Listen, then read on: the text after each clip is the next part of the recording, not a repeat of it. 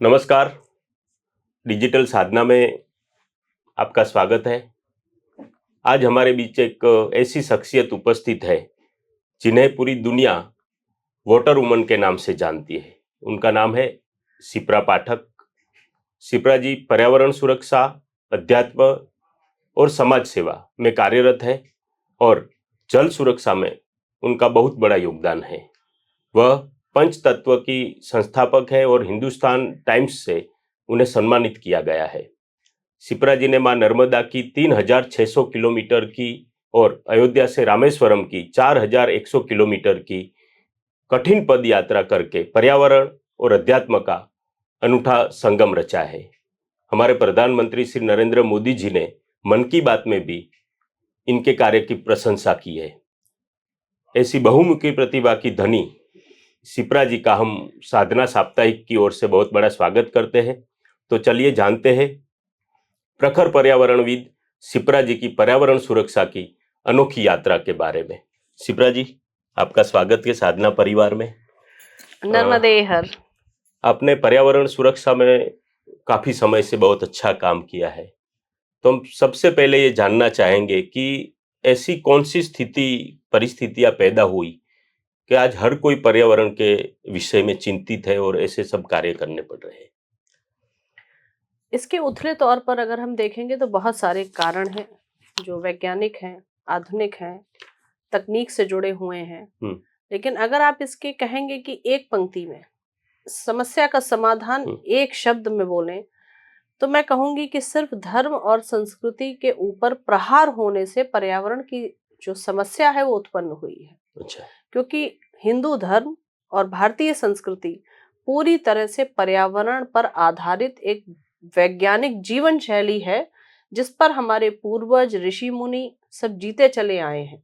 और जैसे ही हमने इसके साथ खिलवाड़ किया और खिलवाड़ भी इतना शांत भाव से हुआ, धीमा हुआ कि हमें समझ नहीं आया, क्योंकि बदला नहीं गया। एक ऐसा सफर शुरू हुआ जहां हम रंगोली तो बना रहे हैं पर जो हमारे पूर्वज चावल को पीस कर बनाते थे हमने उसको केमिकल का रूप दे दिया। तो रंगोली तो बन रही है पर कब वो चावल का दाना हट गया जो गिलहरी से लेकर चिड़िया के पेट में जाता था, और हमारी रसोई में ये व्यवस्था थी कि रसोई सिर्फ मुखिया की नहीं है जो पैसा कमा रहा है, रसोई हर उस जीव जंतु पशु पक्षी की है जो उस घर के आसपास रह रहा है। ऐसी संस्कृति, ऐसे धर्म पर प्रहार होने से ही आज पर्यावरण की स्थिति। आपने जो बात की उनमें थोड़ा कुछ और डालिए। किस प्रकार की जो कार्य हुए हैं आपने जो बोला, उसमें कौन कौन सी अनुभव के तौर पर हम उद्योग का कह सकते हैं, ऐसा कुछ पर्यावरण की स्थिति कैसे बिगड़ी है, कौन कौन जवाबदार है, ये हम कुछ जानना चाहते हैं। भारत के हर वर्ग जिम्मेदार है।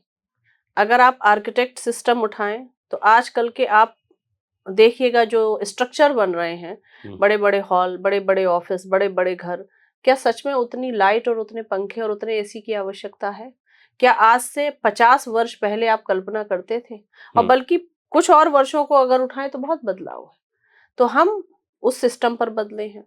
हम बिजनेस की बात करें तो क्या पहले लघु कुटीर नहीं चलते थे, लघु उद्योग नहीं चलते थे, लेकिन पृथ्वी से लेकर पृथ्वी में ही देना, नदी से सहयोग लेकर नदी में देना। पहले भी डाई होती थी पर सब ऑर्गेनिक थी। वो पानी नदी को जाता था तो नदी को कोई उससे वो नहीं होती थी। ये हम किसान के तौर पर आप देखिए, पहले का जो किसान होता था वो पहला निवाला देता था कि फसल आई है तो पहला निवाला उसी भूमि को जिससे लिया है। आज हमें पता चलता है कि आग लगा दी गई पराली में, वही माँ का सीना हम जला देते हैं।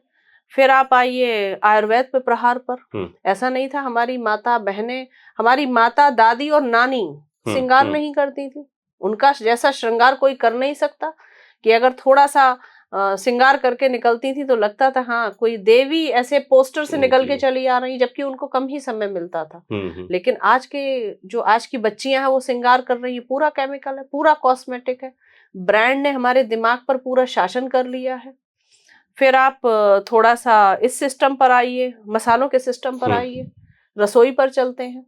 गीला कचरा सूखा कचरा की व्यवस्था लानी पड़ी, जबकि पहले से थी। मैंने खुद अपनी माँ तक को ये देखा है कि वो जब आटा मलती हैं तो वो आटा मलने का जो बचा पानी है उसी लोटे में हाथ तब तक धोती है जब तक आटा अच्छा। छूट ना जाए, और उस बचे हुए लोटे का पानी पौधे को डालती हैं।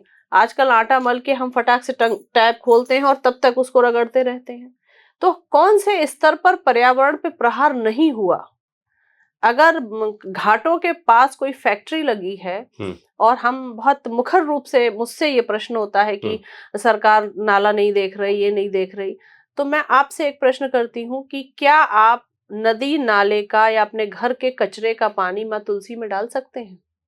क्या कोई भी व्यक्ति जो संस्कृति से जुड़ा है वो पाप पुण्य धर्म अधर्म स्वर्ग नरक मोक्ष इन सब का भय दिखाकर पूर्वजों ने ऐसा बनाया है कि आप अपने जो आपका गमला बना है माँ तुलसी का, आप उसमें नहीं डालेंगे? तो फिर वो संस्कृति, जब आप फैक्ट्री एक लगा रहे हैं तो उसके मालिक को ये समझ में क्यों नहीं आता है कि इसका गंदा पानी डायरेक्ट बिना ट्रीट किए गंगा में जा रहा है, उसी से आप पैसा कमा रहे हैं? अगर वो सांस्कृतिक विकसित होता, अगर वो धार्मिक विकसित होता, अगर उस पर भी ये भाव होता कि ये प्रहार है, ये नदी नहीं देवी है, तो वो ये कभी नहीं करता। पर पाखंड की हद ये है कि उस समय वो देवी नहीं होती है, पर वही व्यक्ति पूर्णिमा को डुबकी जरूर लगाता होगा किसी तट से, क्योंकि बिना गंगा के आचमन के तो उद्धार होना नहीं है। केवल पीने का जो स्रोत है वो नदी ही है। हम अभी तक इतने चांद पर तो पहुंच गए, पर अभी भी हम पानी बनाने की कला नहीं सीख पाए। हमें सॉल्यूशन पता है कि इस सॉल्यूशन से पानी बनता है, पर फिर भी नहीं बना पा रहे हैं, और बड़ा अच्छा रहा नहीं बना पा रहे हैं। ईश्वर ने कुछ शक्तियां अपने पास रखी हैं ताकि हम दंडित होते रहें। तो आप कोई भी एस्पेक्ट उठा के देखिए, architect, interior, makeup, cosmetic, doctor, engineer, हर जगह अगर आप उठाएंगे, किसान, हम सब बदले हैं। भारत की गृहिणियां, और सर्वाधिक भारत का रसोई बदली है, भारत की मातृशक्ति बदली है। जब भारत की मातृशक्ति बदली, जब वो अपनी संस्कृति और धर्म से विमुख हुई, बस तब ये ठप्पा लग गया कि अब पर्यावरण को बचाया नहीं जा सकता। एक दो विरोधाभासी स्थितियां भी देखने को मिलती है। एक तरफ बारिश तेज होती जा रही, तीव्रता बढ़ी है, पूर आ रहे हैं, बाढ़ आ रही है, और दूसरी तरफ जल संकट भी है। तो इनके विषय में आप क्या कहना चाहेंगे? कारण क्या है इसका? आजकल आधुनिकता से इंग्लिश में डिक्शनरी में कुछ नए शब्द आ गए हैं जो मैंने बहुत तेजी से अभी कुछ सालों से सुने हैं। ग्लोबल वार्मिंग, क्लाइमेट चेंज, और प्लास्टिक मुक्त, कैंसरस, केमिकल, कॉस्मेटिक। ऐसा नहीं था ये डिक्शनरी में नहीं थे, शब्दकोश में रहे थे, पर हमारी जीवन शैली में अब ये उतर गए। डिप्रेशन, एंजाइटी, ये ऐसे शब्द हैं जिनसे मैं 2-4 रोज होती हूँ। हाइजीन पॉइंट, तो ये है क्या? आप ये सोचिए, ऐसा नहीं था कि हमेशा से ऐसा नहीं हुआ हो, पहले भी ऐसा होता था। गुजरात की भूमि इस बात की गवाह है कि ये बरसों बरसों पानी को तरसी है जी। असम की भूमि इस बात की गवाह है कि वो अधिक अधिक पानी से परेशान है। तो ये विभिन्नता को ही भारत को भारत बनाया था। इसीलिए हम कहते थे हमारा भारत सोने की चिड़िया, खजाने, अशर्फी, गहनों, पैसों से नहीं था, इसके मौसम से था, इसकी फसल से था, इसके संस्कारों से था, इसकी संस्कृति से था, इसकी परंपराओं, कला, साहित्य, नृत्य से था। इतनी विभिन्नता थी, भोजन, आवरण, पहनना, भाषा, इतनी विभिन्नता के बाद भी जब कुंभ जैसे स्थानों पर हम कहीं एक जगह पूरा भारत मिलता था, तो आप देख भी नहीं पाते हैं, समझ भी नहीं पाते हैं कि असम से कौन आया है, गुजरात से कौन आया है, महाराष्ट्र से कौन आया है। मतलब हम जब एकजुट हैं तो हम एकजुट हैं, और जब हम बिखरे हुए हैं तो हम विभिन्न हैं। हम विभिन्नता में भी एक अंतर्राष्ट्रीय स्तर पर लोगों को अपना एक सौंदर्य देते हैं, और हम एक होकर भी अपनी संगठन की ताकत दिखाते हैं। तो ये जो आप क्लाइमेट चेंज का बोल रहे हैं, पहले जब ऐसा होता था कहीं बारिश हो रही कहीं नहीं हो रही, इसकी व्यवस्था प्रकृति ने की थी। राजस्थान के स्थानीय पौधे अलग हैं, महाराष्ट्र के अलग हैं, उत्तर प्रदेश के अलग हैं। उत्तर प्रदेश की भूमि के लिए फसलें अलग बनाई गई हैं, पंजाब के लिए अलग बनाई गई हैं। वही चावल जो साउथ में है, क्योंकि कोस्टल एरिया है, पानी है, बारिश है, वही धान अब पूरी दुनिया में चला गया, पूरे भारत के हर हिस्से में चला गया। धान बहुत पानी लेता है। तो आप ये बताइए, हमने आदान प्रदान में गड़बड़ कर दी ना। तो पहले जो कुछ होता था, अब तो कुछ भी प्रकृति प्रहार नहीं करती है। मैंने अपने बचपन तक में देखा था 20 दिन पानी नहीं खुलता था, चौमासा बोलते थे, कपड़े नहीं सूखते थे, ठंड ऐसी पड़ती थी कि आंगन में कुछ धुंधला दिखता नहीं था। 25 दिन हम धूप नहीं देखते थे, गर्मी ऐसी पड़ती थी कि त्राहिमाम बचता था, पर फिर भी हम सहन कर सहन पाते थे, करते थे। क्योंकि हमने उसके लिए बहुत पर्यावरणीय व्यवस्थाएं बनाई थी उस परिस्थिति से बचने के लिए। हम लकड़ियों को सजो के रखते थे, दाल हुई, अरहर की दाल हुई तो उसकी लकड़ी है, तिल हुई तो उसकी लकड़ी है। एक फसल हमारे पूरे परिवार और रसोई को व्यवस्थित करने को होती थी, हम स्टॉक करके रखना जानते थे। मतलब अगर सेविंग और स्टॉक मार्केट की जाए तो मुझे लगता है भारत की गृहिणी से अच्छा कोई क्या बात, स्टॉक मेकर नहीं बहुत है, अच्छा। कोई सेविंग वाला नहीं है, कोई बैंकिंग इतना अच्छा नियोजन नहीं कर सकती जो भारत की गैर पढ़ी लिखी, बिना कॉन्वेंट में पढ़ी हुई, बिना गुरुकुल जाए हुए, अपने माता पिता के संस्कार से सिंचित एक महिला करती थी। और ऐसा करती थी, पति और बेटे पर कोई आफत आए तो लाखों निकाल देती थी। वो पाई पाई जोड़ना जानती थी, वो शैम्पू की शीशी में को तेल में भरना जानती थी, वो उससे अच्छा रिसाइकिल कौन जानता था। वो उसको बार बार करती थी। वो जो बनियान और कुर्ता और वस्त्र फट गए हैं तो पहले तो वो कई रेंज में पहने जाते थे, बड़ा भाई फिर छोटा भाई फिर छोटा भाई, और जब वो बिल्कुल इस लायक नहीं रहता था तो वो पोछा बनाती थी। तो वो कभी भी उस कपड़े को उठाकर नदी में नहीं फेंकती थी। उस समय के जो कपड़े होते थे वो सूत के, लिनन के, सूती कॉटन होता था। अब पॉलिस्टर आ गया, सब मिक्स हो गया, डाई हो गई, कलरफुल डाई हो गई। आप ये बताइए, प्रकृति और भारत के किस वर्ग से और पूरे विश्व के किस वर्ग से प्रकृति पर प्रहार नहीं हो रहा है। हम निकृष्ट हैं, हम एक ऐसे व्यक्ति हैं जो कृतज्ञ नहीं है, और एक साथ पूरे विश्व के स्तर पर हम एक युग बदल दिया है, इसीलिए परिणाम आपके सामने है। तो इसके समाधान के लिए कौन से प्रयास जरूरी है? क्या पुरानी जीवन शैली की ओर लौटना या कुछ आधुनिक समय के कुछ और नए प्रयास की आवश्यकता है? जब कोई आधुनिक की बात करता है तो मैं उसे टोकती हूँ कि जब आप कहते हैं कि अब विज्ञान ने भी ये कह दिया है तो अब तो ये मान जाइए, तो इसका मतलब है कि आप मानते हैं कि भारत का जो धर्म है, भारत की जो संस्कृति है, वो पाखंड से भरी है, जबकि ऐसा नहीं है। जब आप ये कहते हैं अब विज्ञान ने कह दिया है तो आप सबसे ज्यादा शर्मिंदा करते हैं हमारी संस्कृति को, क्योंकि हमारा धर्म, हमारी संस्कृति पूरी तरह वैज्ञानिक है। इसमें हर चीज का एक तथ्य है जिसका आधार विज्ञान और तकनीक है। सूरज को जल अर्पित करने से लेकर पायल को पहनना, चूड़ी को पहनना, माथे पर, मस्तक पर, आज्ञा चक्र पर ये तिलक लगाना, ये आध्यात्म से लेकर विज्ञान तक इसके तथ्य हैं।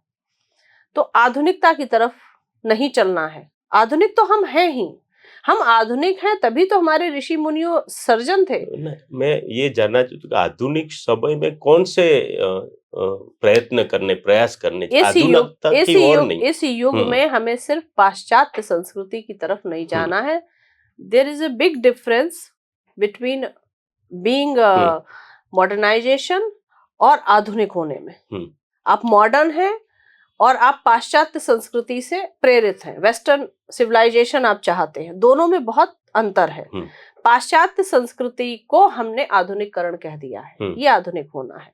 इसका समाधान केवल और केवल भारत के घर की रसोई चलाने वाली उस मात्र शक्ति के पास है जो रसोई, बाथरूम और पूजा घर को अगर व्यवस्थित कर ले, वहां से निकलने वाले कचरे को व्यवस्थित कर ले, एक कुटुंब को संभाल ले, तो 100 करोड़ कुटुंब मिलकर इस भारत की संस्कृति को पुनः संभाल लेंगे। जन जागृति भी इतनी बड़ी है, आपने कहा, वैसे सब चर्चा भी कर रहे, चिंतन भी कर रहे, लिखा भी बहुत कुछ चाहता है, बहुत काम करने वाले भी है, जन जागृति बड़ी है, लेकिन आपका अनुभव क्या है? व्यवहार में दिख रहा है कुछ परिणाम उसके, कुछ आपके ध्यान में आए हो तो? जो भी कारण हो, पर जनसंख्या मुख्य समस्या है। अच्छा। जागृति बड़ी है तो जागृति किस एवरेज में बड़ी है? पहले 100 लोग थे, हमारी दादी नानी का युग उठाइए, 100 के 100 लोग प्रकृति प्रेमी थे, सब कुछ ऑर्गेनिक था। 3 साल के बच्चे को समझा देते थे पहले स्नान करके तुलसी में जल चढ़ाओगे तब चाय मिलेगी। तो तुलसी में जल चढ़ाना धर्म नहीं था। तुलसी में जल चढ़ाना, पीपल में जल चढ़ाना, ये साइंटिफिक एक चीज थी कि बच्चा सुबह उठकर प्रकृति के संपर्क में आए। जल चढ़ाने के बहाने ही वो 20-30 सेकंड, 50 सेकंड, 1 मिनट हाथ जोड़कर खड़ा हो तो सूर्य की धूप जाएगी, तो विटामिन डी जो आजकल चल गया है। तुलसी के पास आप खड़े होंगे, पीपल के पास खड़े होंगे तो एक शुद्धता, और ये कहना कि ये माँ है प्रणाम करो, तो भावनात्मक रूप से, मनोवैज्ञानिक रूप से एक कृतज्ञता कि तुमसे बड़ा कोई है तो उसको प्रणाम करो। तुम्हारा कुछ नहीं है। हम्म। तो आप सोचिए, एक तुलसी का जल एक व्यक्ति को 25 सेकंड में कितनी बात समझा देता है, उस 3-4 साल के बच्चे को। बच्चे हम छोटा बच्चा जब पहली बार बोलना शुरू करता था तो हम जैसे ही आते थे कहते थे बेटा प्रणाम करो, नमस्ते करो, राम राम बोलो। वो राम राम मैंने बोला तो पुण्य, बच्चे ने बोला तो पुण्य, और जो अतिथि आया है वो रिटर्न कर रहा है तो पुण्य। वो एक राम राम 5 बार उस वातावरण में घुल गया। वो ओम होता था। आज क्या हुआ है? गुड मॉर्निंग बोलो, गुड मॉर्निंग, गुड इवनिंग बोलो, हैंडशेक करो, हेलो बोलो आंटी को। तो आप बारीकी से अगर आप देखते जाएंगे तो सारा प्रहार इसी पे होता जा रहा है। आचरण, आवरण और आंचल, अगर ये मात्र शक्ति संभाल ले तो आप देखिए एक दिन में ये खड़ा हो जाएगा कि कहीं पर्यावरण से कोई समस्या ही नहीं है। ये समस्या तो वैश्विक है वैसे, लेकिन भारत की ये पर्यावरण की समस्या के विषय में कुछ संशोधन हुए, कोई प्रयोग हुए और उसका कुछ निष्कर्ष निकला हो, ऐसा कुछ? जैसा कि मैंने कहा कि जागरूकता आ रही है, बहुत लोग काम कर रहे हैं, लेकिन पहले 100 के 100 लोग संस्कारी थे, सबका कॉन्सेप्ट अलग था। अब 1 करोड़ लोग हो गए हैं और 1 करोड़ लोग में बेचारे वो जो 100 लोग थे ना, उनका शोषण हो रहा है, क्योंकि दादी नानी और अपनी माँ वाली रेंज को हमने कहना शुरू कर दिया तुम कुछ नहीं जानती हो। क्या बेवकूफी है? क्यों पैर नहीं हिलाएं? पैर हिलाने से क्या हो जाएगा? वो छोटी छोटी बातों में करती थी ना, पैर मत हिलाओ शगुन होता, अरे पानी बंद करो, पानी बहा रहे हो लक्ष्मी नहीं आएगी। वो भय से जोड़ती थी, वो मुहावरों से जोड़ती थी, वो लोकोक्तियों से जोड़ती थी, वो प्रेम से जोड़ती थी, कैसे भी हमारी नई पीढ़ी को डराती थी। तो आज हम क्या कह रहे हैं, अरे पानी बहाने से कैसे लक्ष्मी रुक जाएगी? एक्चुअली पानी बहाने से लक्ष्मी क्या, बुद्धि भी रुक जाएगी। जब पानी रहेगा ही नहीं, जब शुद्ध पानी पिएंगे ही नहीं, तो शुद्ध विचार कहाँ से आएंगे? पानी तक आप अशुद्ध ग्रहण कर रहे हैं तो शुद्धता की परिभाषा है क्या? उसी अशुद्ध पानी से हम सब्जी उगा रहे हैं, वो खा रहे हैं। गाय से लेकर सबकी स्थितियां आप देखिए कैसे हमने कर दी है। सो अब जो 1 करोड़ लोग हैं, वो 1 करोड़ लोग पूरे बदल गए हैं उस वेस्टर्न सिविलाइजेशन को लेकर। तो आज आप देखिए कन्याकुमारी से कश्मीर तक, महाराष्ट्र से गुजरात तक, उत्तर प्रदेश से लेके असम तक नदियों की स्थिति बिल्कुल एक सी है, जंगल पहाड़ की स्थिति बिल्कुल एक सी है। किसी भी राज्य, किसी भी जिले की नदी को आप ये नहीं कह सकते नहीं वहां तो अच्छी है। वहां भी यही सिस्टम है, दोहन हो रहा है, कुछ लोग काम कर रहे हैं, पहाड़ दरक रहा है, कुछ लोग काम कर रहे हैं, जंगल काटे जा रहे हैं, कुछ लोग काम कर रहे हैं। तो जनसंख्या एक बहुत बड़ा एक कारण है, जागरूकता तो है पर क्रियान्वयन ना होना एक बहुत बड़ा कारण है। एयरपोर्ट पे बहुत अच्छे कपड़े पहनकर एक टिश्यू को हाथ में लेकर 100 लोगों से सिक्योरिटी से पूछने वाला व्यक्ति, भैया डस्टबिन कहाँ है, डस्टबिन कहाँ है, बस स्टैंड पे आके ही थूक देता है। व्यक्ति तो वही है, स्थान के अनुसार उसका व्यवहार परिवर्तित हो गया। आप उसको भेज दीजिए विदेश में, ऐसा लगेगा इससे ज्यादा समझदार और इससे ज्यादा प्रकृति को मानने वाला कोई नहीं है। लेकिन वही व्यक्ति अपने कूड़े के ढेर से निकलते हुए क्या व्यवहार कर रहा है? तो आत्मचिंतन नहीं है, आत्म मंथन नहीं है, और इसका एक ही कारण है, क्योंकि आत्मज्ञान और ध्यान से हम वंचित हो गए। जैसे ही हम पुरानी परंपराओं में, पूजा में, अध्यात्म में, मेडिटेशन में, योगा में जाएंगे, हमें इनकी कीमत पता चलेगी। आज नेबुलाइजर हो गया है, जिसे आप आज नेबुलाइजर कहते हैं, इसे हमारे ऋषि मुनियों ने, महर्षि पतंजलि ने प्राणायाम कहा था। वो स्वतः नेबुलाइजर था, पर वो जंगल में होता था, आसपास प्रकृति होती थी। आप इनहेल कर रहे हैं और छोड़ रहे हैं, सब शुद्धता है। आज उसे आप आर्टिफिशियल कर रहे हो, जो ले रहे हैं हवा वो भी अशुद्ध है। आपने अगले प्रश्न के उत्तर में बहुत अच्छी 2 शब्द दिए, 2 अच्छी बात की। सांस्कृतिक विकास और धार्मिक विकास उन लोगों का नहीं हुआ है, तो लोगों के धार्मिक और सांस्कृतिक विकास के लिए कुछ क्या करना चाहिए? वही करना होगा जो मैं कर रही हूँ। जो मैं कर रही हूँ केवल वही हो करना है ऐसा नहीं है, पर ये सर्वप्रथम आवश्यक है जगह जगह जाकर। क्योंकि मैं कहूँ मैं पूरे भारत का पौधा लगा दूंगी, पूरे भारत की नदी संभाल दूंगी, ये संभव नहीं है। पर आज जैसे यहाँ आने के पहले एक बच्चियों के बीच संवाद था, कम से कम 100 बच्चियां थी और बच्चे थे, अच्छा स्टूडेंट्स थे। उनसे बात की, उनको समझाया कि आपको धूल हटानी पड़ेगी कि भाई ये है और ये तुम कर रही हो। पहले तुम्हारे बाथरूम में एक पेस्ट, एक शैम्पू, एक साबुन होता था। कोई हाइजीन नहीं था, जिससे पिता नहाते थे, जिससे माता नहाते थे, उससे हम नहा लेते थे। और चाहते थे बड़ा पहले नहा ले तो कपड़े हम धो देंगे, और बड़ा सोचता था तुम पहले नहा लो तो कपड़े हम दे देंगे। ऐसा सामंजस्य था। वो इकट्ठा कपड़े धोने का अर्थ क्या था? एक ही बाल्टी में सर्फ भी कम होगा, पानी भी कम बचेगा, इकट्ठा धोएंगे, सब अलग अलग धोएंगे तो पानी जाएगा। आज वही सिस्टम मशीन में ले तो आए हो, लेकिन मशीन पानी कितना खींचती है, कपड़े कितना फाड़ती है। आप मशीन में कपड़ा डालिए, आपको 3 महीने में आप पहनना नहीं चाहेंगे। फिर मशीन के सॉल्यूशन बदले। जब मशीन लॉन्च हुई तो कहा था सिर्फ एक ही सर्फ पड़ेगा, ये पर्याप्त है। और 2 साल बाद कहा नहीं नहीं, एक ऐसा कंडीशनर भी आना चाहिए, कपड़े मुलायम हो जाएं। इससे भी पेट नहीं भरा, इसमें तो खुशबू भी आनी चाहिए, खुशबू का डाल दिया। अब आप सोचिए, दोहन की कोई हद होनी चाहिए। एक वॉशिंग मशीन में बाल्टियों से पानी डालने के बाद आप इतना केमिकल डाल रहे हैं, और वॉशिंग मशीन के आने की वजह से कपड़ा हर दिन धुल रहा है। पहले हम किफायती थे, प्रेस 2 रुपए की या 1 रुपए की भी होती थी तो लगता था इसमें पैसा गया है। तो अगर दिन भर कोई कपड़ा पहना या 2 घंटे पहना तो टांग दिया कि ये बाहर का कपड़ा है, 1-2 बार और पहन के धुल जाएगा। आज तो मशीन है, आपने 2 घंटे भी पहना तो वो बेदर्दी से मशीन में जाता है। तो किस हाइजीन की बात कर रहे हैं, किस संक्रमण की बात कर रहे हैं? इसका भी प्रहार हो तो प्रकृति पे ही रहा है। बहुत बढ़िया। तो अंत में हमारे दर्शकों के लिए कुछ पर्यावरण की सुरक्षा के लिए कोई संदेश? मेरा आप सबसे यही निवेदन है कि आप सिर्फ अपने घर की दायित्व उठाएं। आपके बच्चों के लिए मैं पैदल चल रही हूँ, मेरा 13,000 किलोमीटर पैदल चलना, मेरा 55 लाख पौधे लगाना व्यक्तिगत मेरा, मेरे कुटुंब का या मेरे राज्य के लिए नहीं है, वो भारत के लिए है। क्योंकि अब कुछ विषयों को लेकर नई पीढ़ी में से कुछ लोगों को एक धरातल पर खड़ा होना पड़ेगा, जो जाति से, रंग से, रूप से, राजनीति से और समाज और परिवार की परिधि को लांघकर माँ भारती के संरक्षण के लिए, इसकी प्रकृति के लिए काम करें। और ये कार्य की शुरुआत केवल मातृशक्ति की रसोई और उसके पूजा घर से हो सकती है। जिस दिन कचरे का प्रबंधन हम शुरू कर देंगे, जिस दिन मातृशक्ति अपने परिवार और कुटुंब के पर्यावरण को संभाल लेगी, और जिस दिन मातृशक्ति झांसी की रानी की तरह ये खड़ी हो जाएगी कि कोई अंग्रेज हमला नहीं कर सकता, तो जिस दिन आप ये खड़ी होंगी, कोई प्लास्टिक हमारे भारत की प्रकृति पे हमला नहीं कर सकता। जिस दिन अहल्याबाई होलकर की तरह शिवजी लेकर वो खड़ी थी कि कोई भारत के धर्म को नष्ट नहीं करेगा, मैं संभालूंगी, जिस दिन आप ऐसे खड़ी हो जाएंगी कि कोई भी एक गिलास पानी को भी नष्ट नहीं होने दूंगी, उस दिन हमारे जैसे लोगों को कुछ कहने और बताने की जरूरत ही नहीं होगी। क्योंकि मैं आयु में, अनुभव में, योग्यता में बहुत छोटी हूँ, और मैं वो सब बोल रही हूँ जो मैंने भारत की मातृशक्ति से सीखा है, जो दादी और नानी और अपनी माँ से सीखा है, वही मैं पुनः आज की बेटियों को समझाने का प्रयास कर रही हूँ।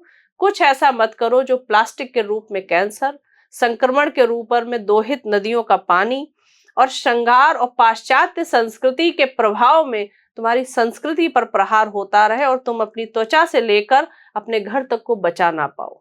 सो मेरा निवेदन है, अपनी अपनी जिम्मेदारी उठाइए। अगर प्रतिदिन आप आधा गिलास पानी भी आपको लगता है बचा सकते हैं तो ये बहुत बड़ी पहल होगी। तो शिप्रा जी जो काम कर रही है वो समग्र मानव जात के लिए, समग्र मानव जीवन के लिए है। हम उनके संदेश को सार्थक करें, अपने जीवन के कार्य में उतारें और पर्यावरण की और समग्र मानव जीवन की सुरक्षा करें, ऐसी साधना की भी अपेक्षा है। शिप्रा जी हमारे बीच आई, हमें समय दिया, उसके लिए उनका पुनः धन्यवाद करते हैं। बहुत बहुत आभार आपका, आपने मेरे छोटे गिलहरी प्रयास को यहाँ स्थान दिया। नर्मदे हर।